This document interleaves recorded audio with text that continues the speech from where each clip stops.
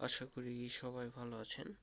তো গত ভিডিওতে আমি আপনাদের যেটি বলার চেষ্টা করেছিলাম, আমরা এই যে বক্সটা 5239 বা 40 থেকে 5186 এখানে একটি রেঞ্জের মধ্যে আছে, এবং এই রেঞ্জের মধ্যে আমরা যদি একটু আওয়ারলি টাইম ফ্রেমে যাই, আমরা আওয়ারলি টাইম ফ্রেমে এই রেঞ্জের মধ্যে একটা প্যারালাল চ্যানেল ক্রিয়েট করেছি।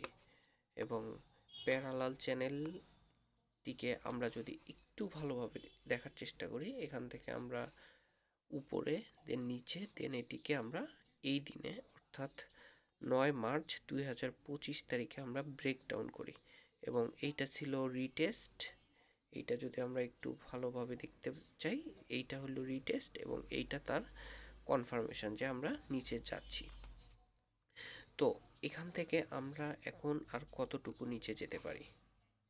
প্রথমত, আমি যদি এখানে বলার চেষ্টা করি, আমরা যদি এখান থেকে সর্বোচ্চ পরিমাণে কারেকশান করি, এই পর্যন্ত আসব, এই 5190 থেকে 5185, এই জোনটা 85 থেকে 90, এই জোনটার মধ্যে আমরা আসতে পারি। এবং গত দিনই হয়তো বা আমরা এইখানটাতে টাচ করব, এবং এইখান থেকে টাচ করার পরে আমরা এখান থেকে একটি পজিটিভ মুভমেন্ট ক্রিয়েট করব বলে আমার ধারণা। যেহেতু এই এরিয়াটি আমাদের অলরেডি ব্রেকডাউন হয়ে গেছে, আমি আপাতত এটিকে তুলে দিচ্ছি। সুতরাং আমাদের মার্কেট সম্পর্কে যে আমাদের ইন্টারপ্রিটেশন বা আলোচনা, এখানে আমরা বলতে পারি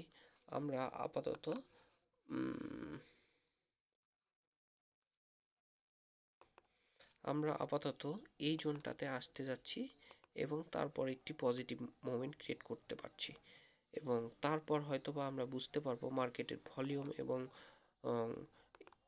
সব কিছু দেখে আমরা এখান থেকে উপরের দিকে যেতে পারবো কি পারবো না।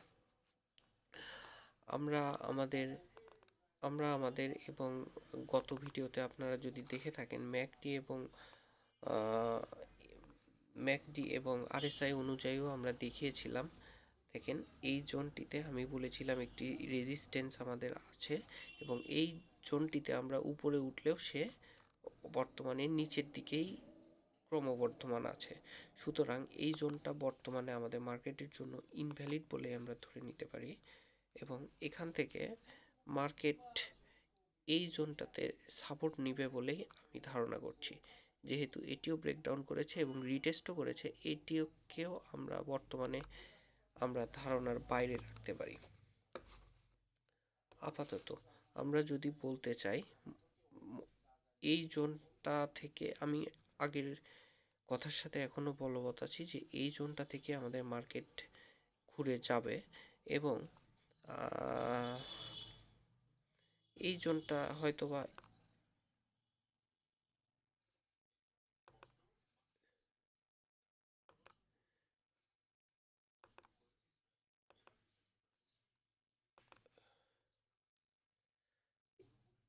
এই জোনটাতে আমরা সাপোর্ট পাবো বলে আমার ধারণা।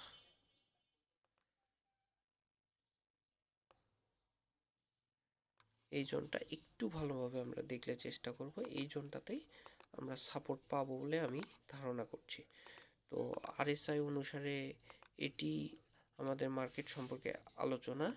এবং আমরা যদি মূল চার্টটাতে একটু দেখার চেষ্টা করি, মূল চার্ট সম্পর্কে আমরা এক কথায় বলতে গেলে আমরা এইখান থেকে মোটামুটি একটু নিচের দিকে আসবো। আমাদের আরএসআইটাও সেই মুহূর্তে সেখান থেকে একটু সেটেল ডাউন হবে এবং তারপর আমরা উপরের দিকে যাব।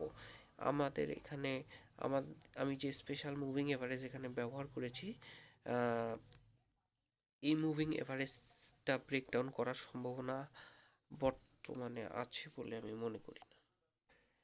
এবং এমএসিডি অনুযায়ী আমি যে একটি রেঞ্জ আঁকিয়ে রেখেছিলাম গত ভিডিওতে, সেটি আপনারা একটু ক্লিয়ারভাবে দেখলে বুঝতে পারবেন। এই রেঞ্জটির ভিতরে এখানে সাপোর্ট নিয়েছে এবং এইখানেও সে এটিকে ব্রেক করেনি। এবং এই জোনটাতে এসে যেহেতু এসে গেছে, সুতরাং এখান থেকে তাকে একটি ডিসিশনে যেতে হবে। এখান থেকে হয়তোবা একটি পজিটিভ মুভমেন্টই আমরা দেখতে পাবো। আর মোটা দাগে যদি আমরা বলতে চাই, আমরা হয়তোবা এখান থেকে মার্কেটকে 2-1 দিন হয়তোবা নিচের দিকে আসতে দেখব, তারপর আমরা একটি পজিটিভ মুভমেন্ট দেখব। নিচের দিকে আসতে আসতে হয়তোবা আমাদের এই যে এই রেড ভলিউমটাও হয়তোবা অনেকটা ন্যারো হয়ে যাবে বা কমে যাবে, এবং এই জায়গাটা থেকে আমরা সাপোর্ট পাবো এবং উপরের দিকে যাব। তো এই ছিল আমার মার্কেট সম্পর্কে আলোচনা। সবাই সুস্থ থাকবেন, ভালো থাকবেন, সাবধানতার সাথে বিনিয়োগ করবেন। ধন্যবাদ সবাইকে।